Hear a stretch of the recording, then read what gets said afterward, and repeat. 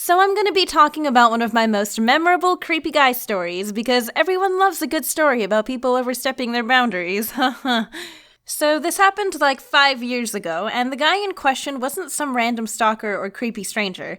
It was someone I considered a friend.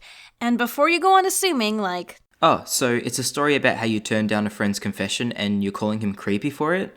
That's kind of rude. Shh, just keep listening, because it's a lot worse than that. Obviously, I'll be using fake names since I'm not here to call people out, so let's call this guy Thomas. Thomas was a friend of mine who I saw on a weekly basis, and we'd eat or watch movies with our small group of friends pretty often, so we'd established a good friendship.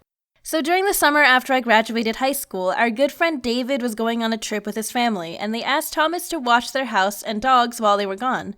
On one of those days, Thomas hits me up. Hey, do you want to watch Monsters University at David's place before you go to work? I can drive you.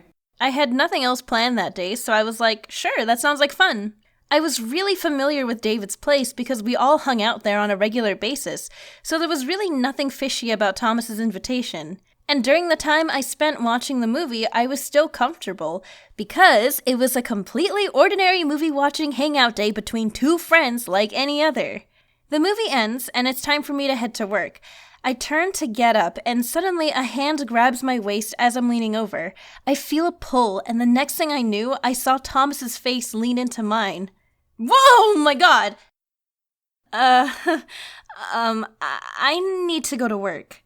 We both get up, and I start walking towards the door, kinda confused.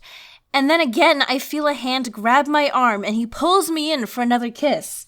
This guy made a second attempt.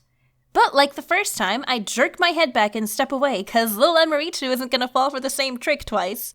Again, no words are spoken, just increased awkward tension, obviously, and I start walking to his car. I'm fine. Surely he won't make a third attempt, right? Wrong!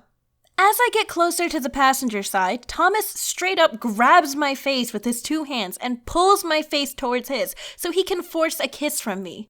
Thanks to the rush of adrenaline from the previous attempts, I was prepared and immediately pulled my face away before our lips could touch. How are you gonna just ignore the first time a person is uncomfortable with your advances and then make a second and third attempt? Like, what goes on in your head to make you come to that decision? Hey, so you tried to kiss her and she totally wasn't into it. But if you try it again, but like with more force, she'll totally think it's hot and she'll give in. I've watched Korean dramas, that's how it's done. But what if that just upsets her and gets her mad? What's she gonna do? Walk to work? You're her ride! Also, she hasn't learned what Uber is yet, so it's not like she can go anywhere. Right, perfect plan. I feel like a normal reaction to getting face grabbed into a forced kiss would be to slap the person or be like, "What the hell is wrong with you?"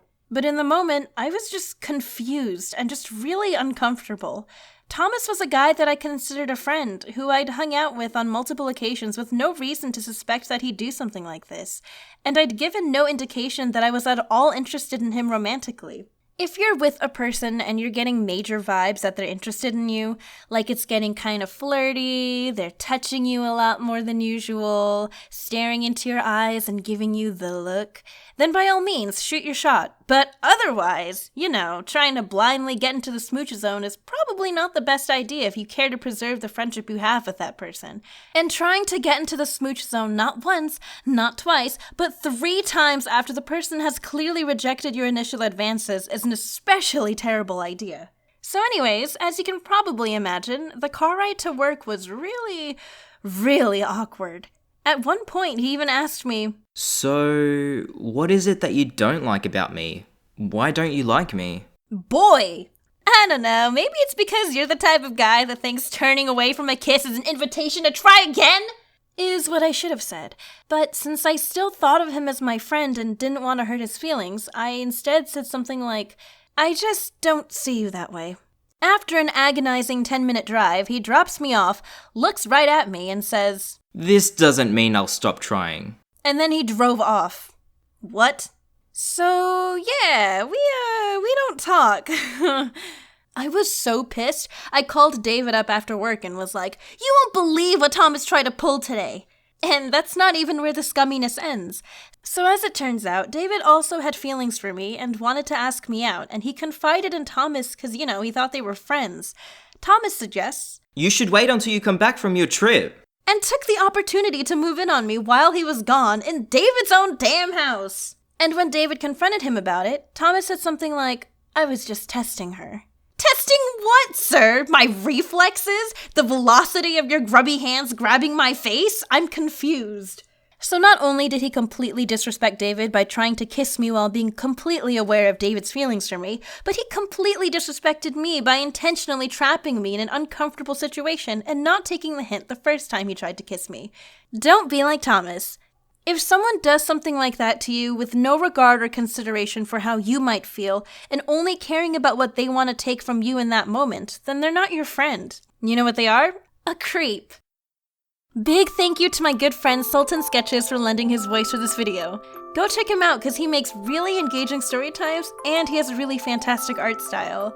So big news, I'll be attending vidcon for the very first time this year, so if any of you guys are planning on going, or if you're just curious about what I'll be doing there, follow my Instagram or Twitter, linked below in the description, where I'll be posting updates and what I'll be wearing each day in case you need a way to spot me. I'll be hanging out with a whole bunch of different people, like Chili Panda, Tabs, and the Amassing, just to name a few. I'll also be attending Anime Expo in July, so until Anime Expo's over, I'll be taking a small break so I can enjoy the con hype. Thank you to everyone who drew me fan art, and of course, thank you to my patrons.